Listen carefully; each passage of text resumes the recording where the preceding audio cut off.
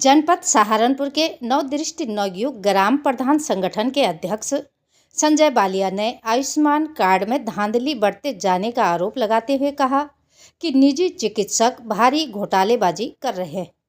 उसका ताज़ा उदाहरण ग्राम हौजखेड़ी निवासी सोमपाल की मौत का प्रकरण है। इनके उपचार में लापरवाही के बावजूद उनके आयुष्मान कार्ड से लाखों रुपए निकाले गए हैं। साथ ही उन्होंने कहा कि मामले की जांच कराकर पीड़ितों को न्याय के साथ साथ 5 लाख का मुआवजा दिया जाए, अन्यथा 20 जनवरी को कलेक्टर का घेराव किया जाएगा। सहारनपुर से महेश कुमार की खास रिपोर्ट। खबरों के साथ बने रहने के लिए चैनल को लाइक, शेयर और सब्सक्राइब अवश्य करें। साथ ही हमारा फेसबुक पेज को फॉलो करना ना भूलें। जी, आपका नाम? संजय बालिया। आज किस चीज़ को लेकर प्रेस वार्ता की गई? आज हम लोगों ने माननीय मोदी जी के द्वारा आयुष्मान भारत एक योजना चलाई गई, जो गरीब लोगों के स्वास्थ्य का ध्यान रखते हुए उन्होंने इस योजना का शुभारंभ किया। जो योजना गरीबों के हित की थी, लेकिन उसका हित डॉक्टरों ने अपने फेवर में करने का काम कर दिया। हमारे भाई सोमपाल जो हौजखेड़ी के रहने वाले थे, 21/10/2024 को मुकुंद राज गोपालन के हॉस्पिटल में भर्ती हुए। उनके इलाज के अंतर्गत भर्ती हुए। 22 तारीख को उनके टेस्ट कराए गए, जिन टेस्टों में सारे टेस्ट सही पाए गए और 23 तारीख को उनको ऑपरेट किया गया। कुल्ले की हड्डी का ऑपरेशन होना था। जब ऑपरेशन कर रहे थे तो कुल्ले में मुआद पाई गई, जिससे जो पार्ट्स थे कुल्ले के वो तो निकाल लिए गए, लेकिन नए पार्ट्स नहीं डाले गए कि जब ये मुआद सूख जाएगी तो 2.5 से 3 महीने के अंतर्गत ये पार्ट्स दोबारा डाले जाएंगे। और इन लोगों को छुट्टी देकर घर भेज दिया। लेकिन 29 तारीख में फिर दिक्कत होने का काम हुआ।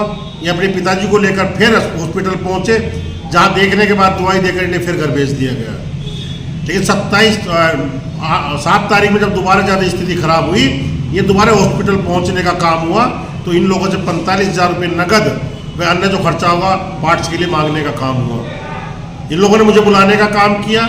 रिकॉर्डिंग में साफ दर्शाया गया कि जब 45,000 की बात हुई तो वो वहाँ का स्टाफ उसमें सहमति जता रहा था कि हाँ, हमने मांगने का काम किया।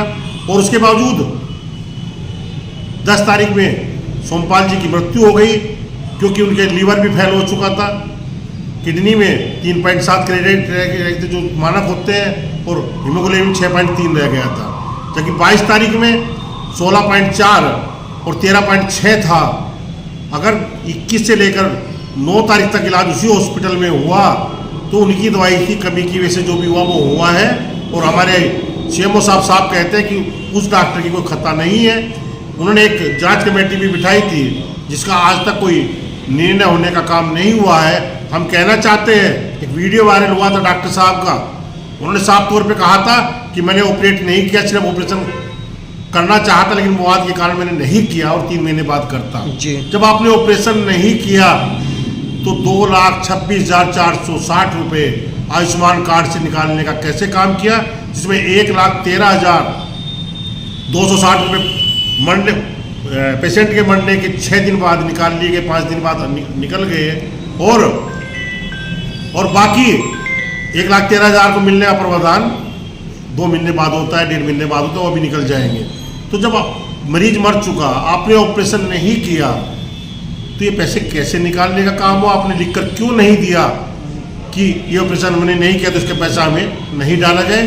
साफ तौर पे कहना चाहते हैं शासन प्रशासन को भी और अपने मुख्यमंत्री को भी आपके माध्यम से, कि जब पूरे देश में सब कुछ पारदर्शी है, कोई भी लेन देन हो, मास्टरों का हो, डॉक्टर का हो, वो प्रधानों का हो, विधायक का हो, MP का हो, मंत्री का हो, सबको पारदर्शी कर दिया गया, तो आयुष्मान भारत को पारदर्शी क्यों नहीं किया गया कि मरीज के प्रति कितना पैसा खर्च हुआ है उसका बाकायदा पारदर्शी गेम होना चाहिए कि इतने की दवाई है, इतने का आपका टेस्ट है, इतने का आपका सामान है।